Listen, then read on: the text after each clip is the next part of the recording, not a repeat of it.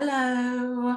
So I promised you a little video and you requested this to show you how I think that Dubsado should be split and how the split is between leads and jobs and how you can make it less complicated.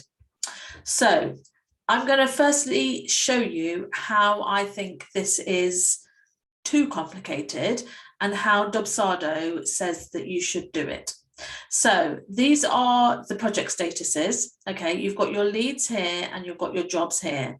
So your leads are basically, they are thinking about working with you. They're going to fill in the lead capture form, or they might book a call with you and then fill in a lead capture form, basically to capture their information, their first name, last name, email address, the minimum.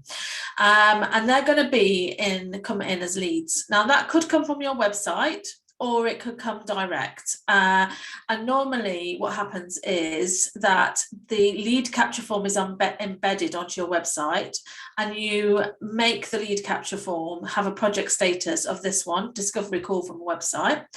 And then anybody that's direct could come from, you could send them a scheduler to book in a call and then attach a lead capture form to that. So it's kind of the other way around. So this one here is them filling the lead capture form. They get sent an email or they get to book it automatically, but they're booking a discovery call from filling in a contact form on your website. This one here is from sending them a scheduler perhaps to book in a call, because they've come to you direct. They're basically through the DMs or something like that, or even on socials, on your posts and stuff like that, especially on Facebook. And then you can make the lead capture form come into this area here. So you just know where those two things are coming from. Now, actually, the leads, I think, are quite simple, and I'm not really looking to change that much, other than I wouldn't have this proposal sent here, and I'm going to explain why in a moment. So I've explained the leads a little bit. So with the jobs, this is how I feel that, and it is only my opinion, that it is a little bit complicated. So the jobs at the moment, and this is how Dubsado say to do it, is split by the client journey and the different elements within the client journey. So for instance, the contract is signed, the invoice is paid, the onboarding call is booked, the questionnaire has been sent, the questionnaire is received, and they're fully onboarded. So it's basically doing a little bit of a hop and a jump over those little things.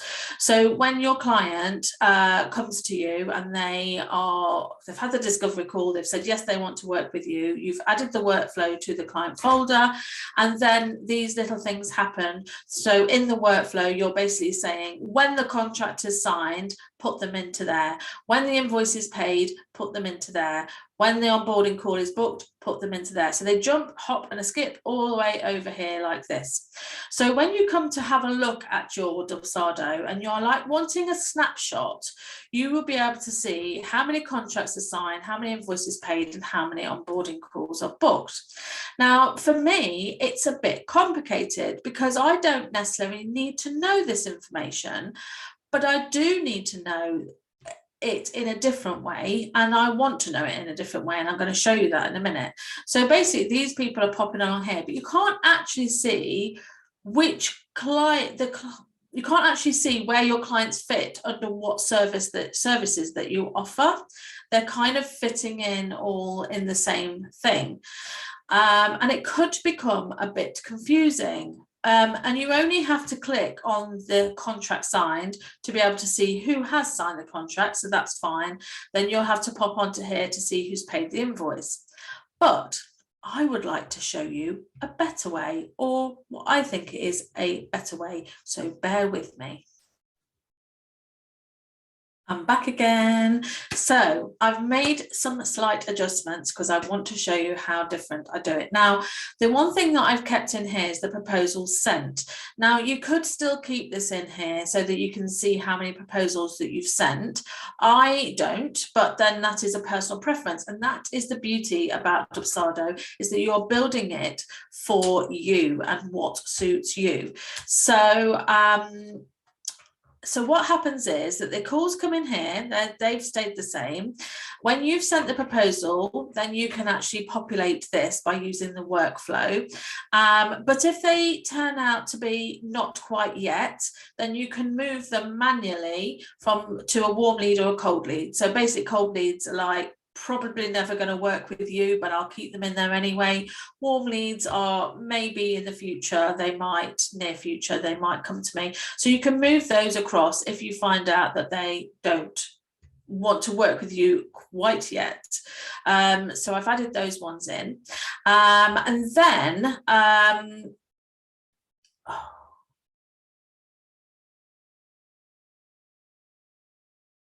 I'm sorry about that little interlude there. If you saw a little change, my computer decided to not work anymore, so that was great.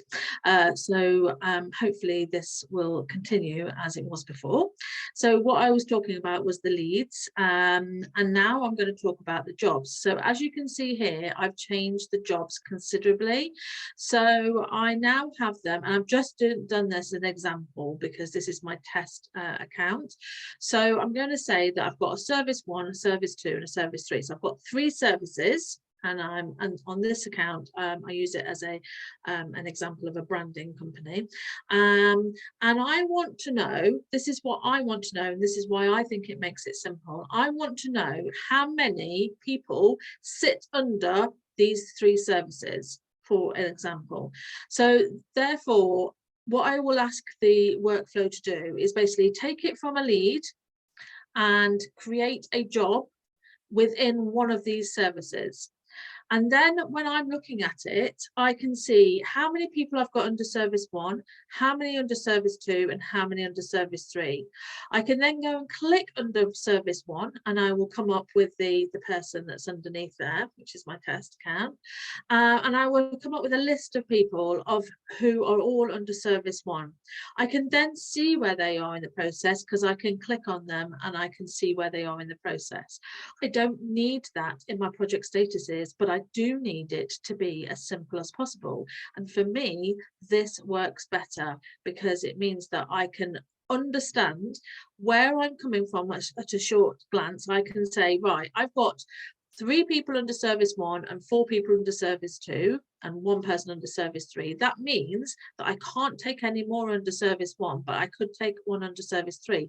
Now I can see that at a glance, and so therefore I find that this is a lot simpler and a lot less complicated than having the journey in my jobs. So I hope that you found that useful and that it wasn't too disjointed because of my computer problems. And if you need any help or want to chat anymore, then let me know.